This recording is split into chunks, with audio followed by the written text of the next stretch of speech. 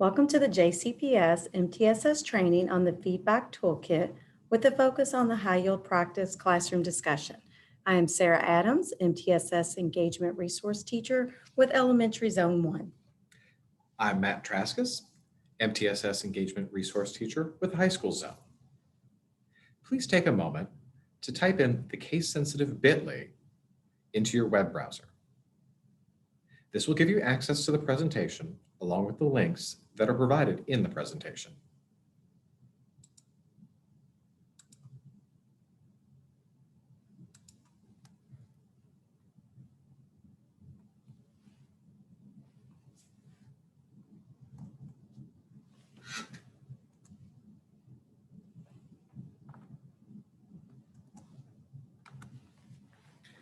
These are the components of MTSS, multi-tiered systems of support. As you can see, MTSS provides multiple levels of support for all learners and aligns resources and support with our district's 6 systems for students and for teachers who deliver and support instruction. MTSS addresses academic, social, emotional, and behavioral development.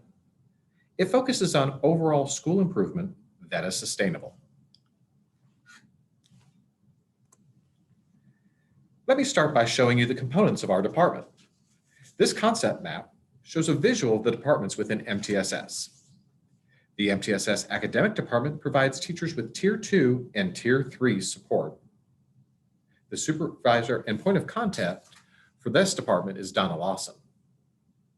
The MTSS Behavior Department supports schools in implementing school-wide behavioral systems and frameworks, including PBIS and restorative practices. The supervisor and point of contact for this department is Sandra Hensel. The goal of our department, the MTSS Engagement Department, is to increase student achievement by equipping teachers with high-yield pedagogical practices to maximize student engagement. The supervisor and point of contact for our department is Dr. Naomi Brahim. 6 MTSS toolkits were created to provide resources for Tier 1 instructional practices, to increase student engagement and reduce negative behaviors. Here are those 6 MTSS toolkits. Today, we will examine the high-yield practice of classroom discussion from the Feedback Toolkit. You will find ways to implement this practice into your instruction and to identify ways to ensure equitable classroom discussion.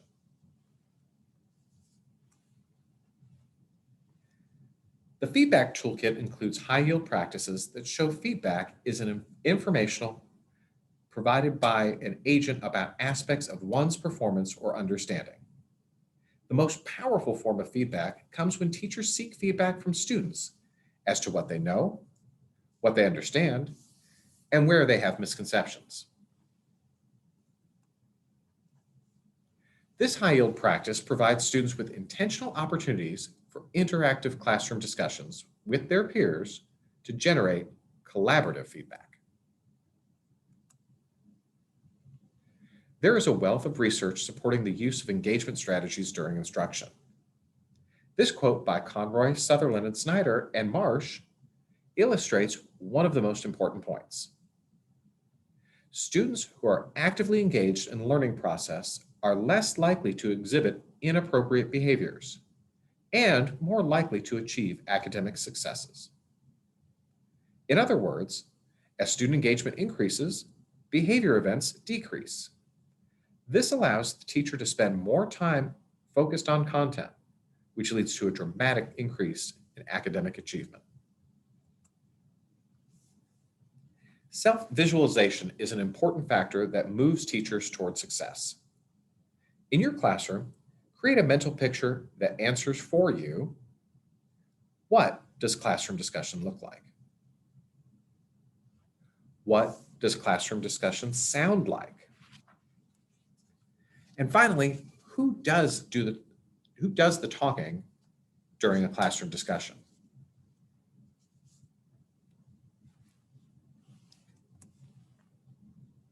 Classroom discussions are characterized by the fact that they involve a high degree of student activity.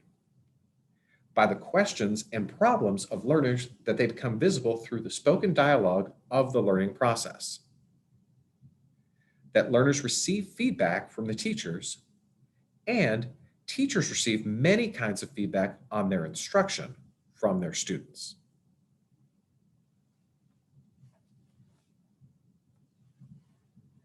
The following is a short video of students using discussion within the classroom.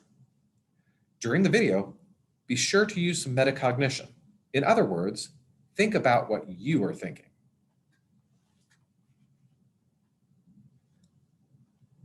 Remember, what did you notice?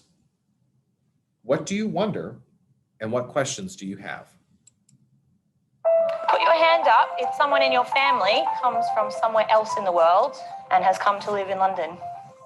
Could you turn to the person next to you and have a discussion about this talking point? I think Stratford is a better place to live because they're not against anyone and it's... Can I just clarify you? What do you mean by against? Literacy is the keystone to everything that happens in the curriculum. There are such high expectations for talk, and it does really make a difference in the children how articulate and how confident they are.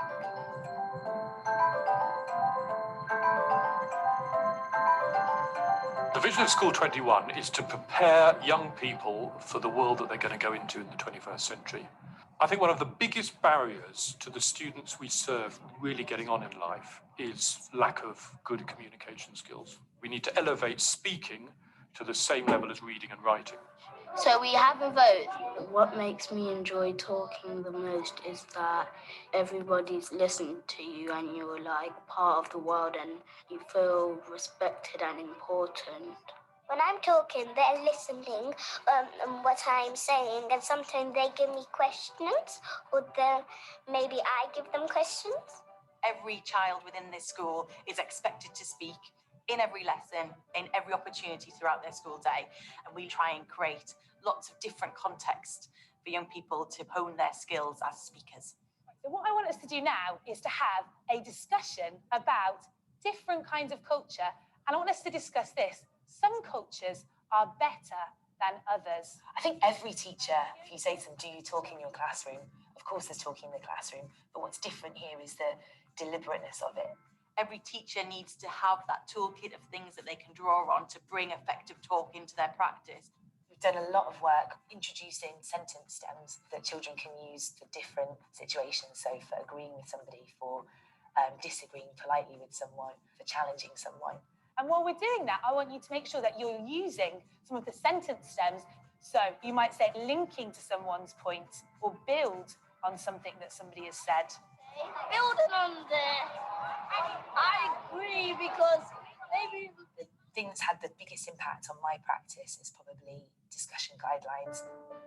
We are going to be discussing why beliefs were important or why they weren't important in ancient Greece. Could anybody remind me about any of our discussion guidelines? One of them is when someone's not contributing, you have to invite them by asking them a question or saying their name. Excellent. Why would you do that, Aaron? Then everyone has an idea. Everyone gets to share their idea, don't they? Well done. So discussion guidelines were created in conjunction with the children. These are the 5 or 6 key things that we think make a really good discussion. I've been able to take a step back, and I think that the children take on a larger role within the classroom. I think it should be Aries and Athena because they're both the god of war. Yeah, but to challenge your diva, there are lots of fish. So another key way of promoting literacy in the classroom is to think carefully about the groupings that you use. So whether you're getting them to talk in pairs or in trios or in larger groups. Sometimes it's best to have students in threes. Sometimes we look at how they can stand in the traverse opposite each other. Each of those different groupings enables a different type of conversation. If you see inside them, we're all human beings and we're all people. Our oracy programme is comprehensive. It has to be seen in maths and science and those subjects that traditionally haven't had a talk focus. There are 24 cookies altogether. There are 24 cookies altogether. There are 3 children. There are 3 children. All right, let's see the next. I would say that I'd always encouraged talk in my maths lessons before, but what's changed is that I really plan very carefully for talk, and I model and structure the talk very explicitly. Okay, so we're going to go and do our talk task. The talk task, they get to practice what they've done in the new learning, and they're talking through what they're doing. So it's about developing their vocabulary and language of explanation. We were talking about fractions. We done like 4 circles, and then we needed to share 24 in each group. 1, 2, 3, 4, 5, 6. Your turn. We were using sentences to help us. 24 shared equally between 4 children is equal to 6. Let's do another. There are lots of different reasons why we get students who may not feel it's almost their place to speak. So for all those reasons, oracy is an issue of equality, of equity, of social mobility. Wow, I heard some pretty amazing discussions going on just now. So let's get some feedback from some groups. Because of the focus on oracy, we've seen our students become much more confident in their ideas by creating the context and the opportunities for them to speak. They've just flown and become eloquent, engaging speakers. Hayden? We came to a decision and said that we disagree with the text. Everyone is unique. Everyone's the same, but they do their things in different ways.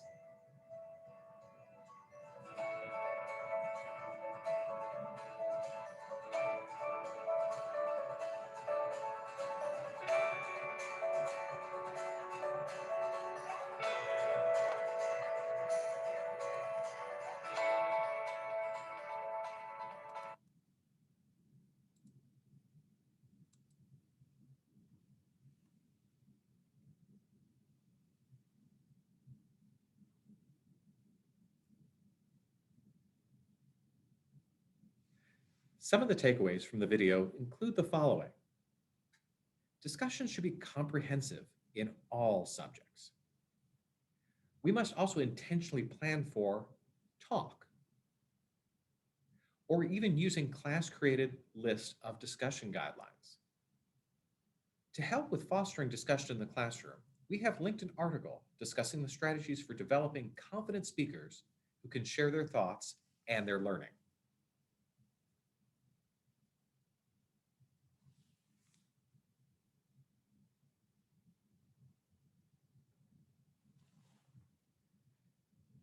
In the article that was referenced, several aspects need to be highlighted in order to have an effective classroom discussion. First, norms should be set and modeled, which include listening attentively and being open to persuasion. Next, be prepared to compromise, group-wide while still challenging and advocating for your own point of view. Finally, be willing to justify or offer proof of your opinions that enhance your viewpoint.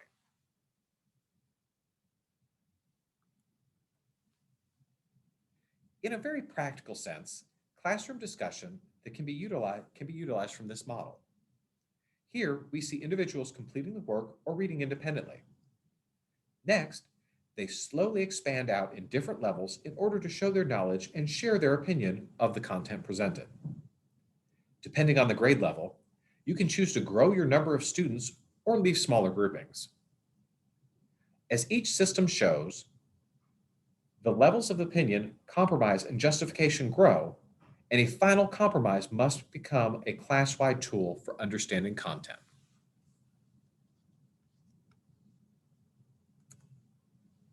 One of the most powerful ways to improve your ability to teach is to take time to self-reflect. The following slides contain a quote about classroom discussion.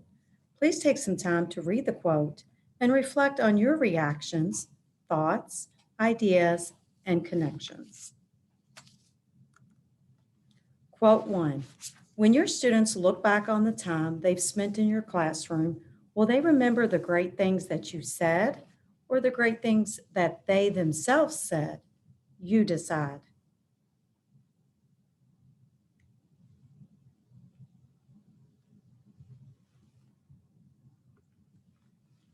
Next, there is one important guideline to keep in mind, however, and that is related to cognitive load. During effective class discussion, Ensure that the students are doing the deep thinking and talking about the material, not the teacher. Please pause the video and take some time to reflect and/or record your reactions, thoughts, and ideas about this quote.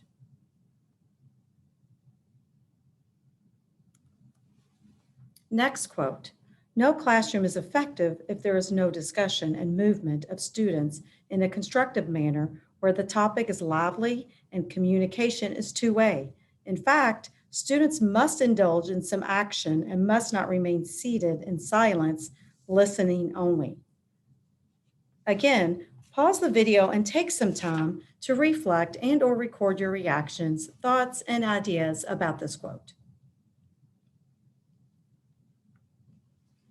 When considering equitable class discussions, teachers can be intentional about calling on a diverse set of voices, ensuring multiple perspectives.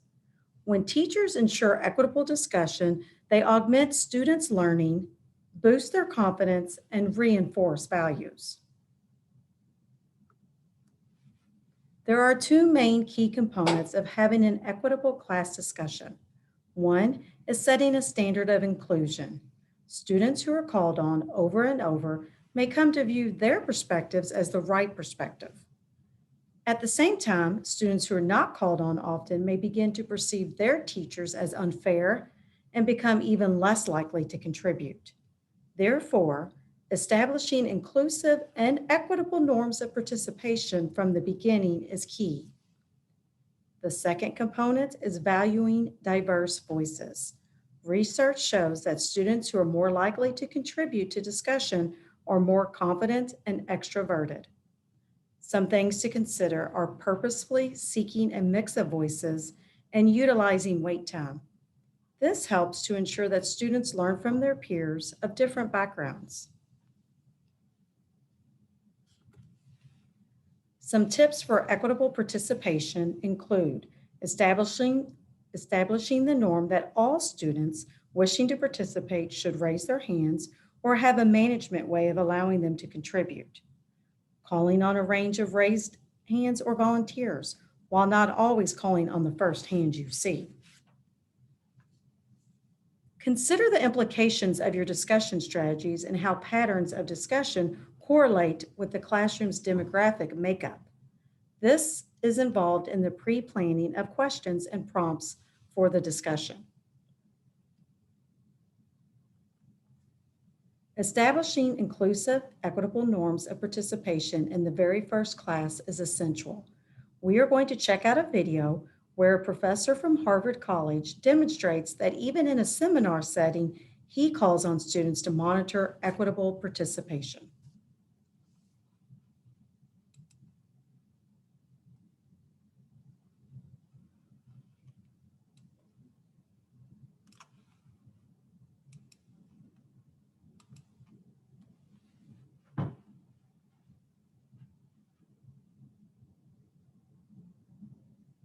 It's absolutely essential to figure out a way of managing who's speaking when, who's taking turns in any kind of seminar discussion. You don't want one or two or three or a cohort of voices to kind of dominate the discussion. I, at least initially, will call on people when they raise their hand. So there's a norm that's sort of established early on that usually sustains itself through the term. I usually take the lead in that, in part because I am very intentional about about making sure that I call on people in equitable ways. And I will sometimes wait if there are three male hands up. I will wait for a woman's hand to go up, and I'll call on her. It becomes impervious to like a legal structure because they're just so ingrained. Oh, also going back to what you were saying about the Irish boys. I also try to do that, particularly in a class like this, do that with respect to racial identities and ethnic identities, and try to not call on a whole bunch of white people all at once, and make sure that people of color and white people are having kind of equitable distribution of comments. I was very conscious of kind of how many times like white students had spoken compared to how many times Black students had spoken. I think it is very important that he is the one that is deciding who gets to talk. He gets to call on someone that hasn't talked in a while instead of always having like the loudest, most confident person choose when they will speak. The seminar definitely helped me be more attentive to the different speakers in the room and the different ways in which people stepped up and then stepped back. I was more quiet towards the beginning, and it really helped me see, with regards to sophomores, juniors, or seniors, who speaks up when. I had another seminar this semester in which a similar attempt was made to try and balance the perspectives and things like that. And so I, being a person who has a lot to say and has in the past and in this other class become agitated when I know that professors and teachers all the way back to elementary school would pass over me. It was much easier to deal with in Professor McCarthy's class because the students are just so good, and it sounds cheesy, but I gained a lot from their perspectives.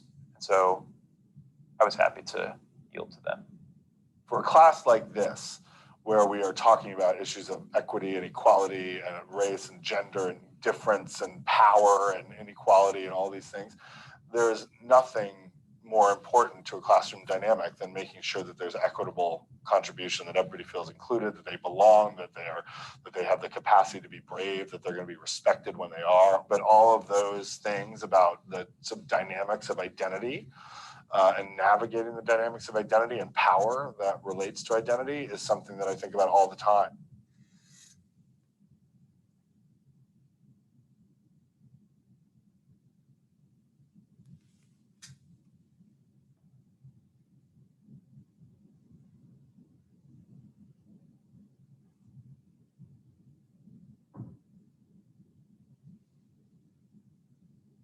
From the video, we saw that it is essential to figure out a way of managing who's speaking when, who's taking turns, so a few students do not dominate the discussion. Wait time is essential. This allows for all students to process and become part of the discussion.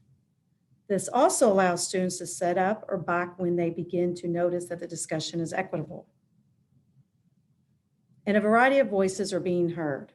When you set up ways for students to have equitable participation in classroom discussions, everyone feels included, like they belong.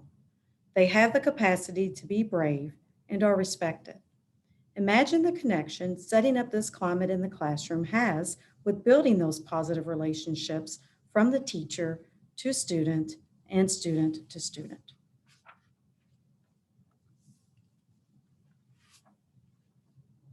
These reflection questions are powerful components of engaging classroom discussion.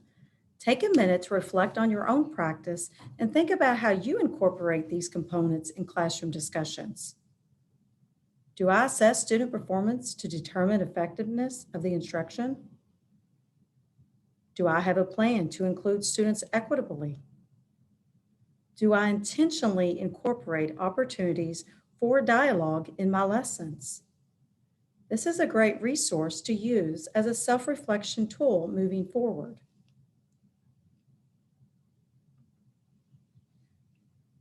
As with the use of any high-yield practice, we need to take into account cultural, exceptional child, and project-based learning considerations. Culturally responsive considerations include the following. Teachers should provide positive, responsive feedback regarding student responses and participation. Incorporate students' responses, ideas, languages, and experiences. Prompt students with effective and cognitive feedback. Validate student contributions while also clarifying and expanding their statements. And create multiple opportunities for students to respond using dialogue. Exceptional child education considerations include increasing opportunities to respond, 3 per minute, consistently monitoring progress and corrective feedback in a timely manner, providing relevant, specific, modeled, positive, and encouraging feedback, providing feedback based on the student's performance, and planning for and providing multiple means of engagement through choice in relative, authentic activities. For project-based learning, teachers should create many opportunities to receive feedback from students throughout the project, and specific feedback should be given to students to guide next steps. One-on-one and small group conferences should occur throughout the learning process. Rubrics should be used during conferences as a guide to ensure feedback is specific and aimed at desired goals. Formal feedback checks should be scheduled in advance, and mini lessons should be used throughout the project to clear up common misconceptions and difficulties held by the majority of students. In order to help with implementing effective and equitable classroom discussion, we have provided you with a plan, do, study, act tool, which is linked to this slide. During an upcoming PLC, be sure to discuss ways to implement effective and equitable classroom discussion within your instruction. Here are 2 resources that will provide more information on classroom discussions.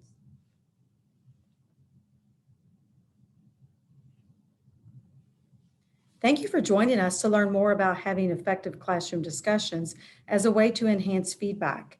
If you would like more information about the MTSS toolkits and other high yield practices, please visit our department website.